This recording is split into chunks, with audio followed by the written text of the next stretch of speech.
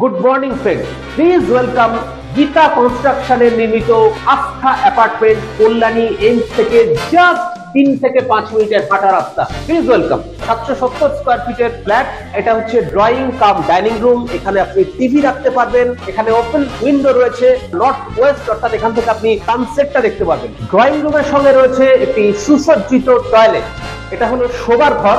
এখানে প্রচুর স্পেস রয়েছে ঘরটায়, এবং এই ঘরটা হলো দক্ষিণমুখী, অর্থাৎ এখান থেকে আলো বাতাস পর্যাপ্ত পরিমাণে পাওয়া যায়। একটা অসাধারণ সাউথ ফেসিং বেডরুম।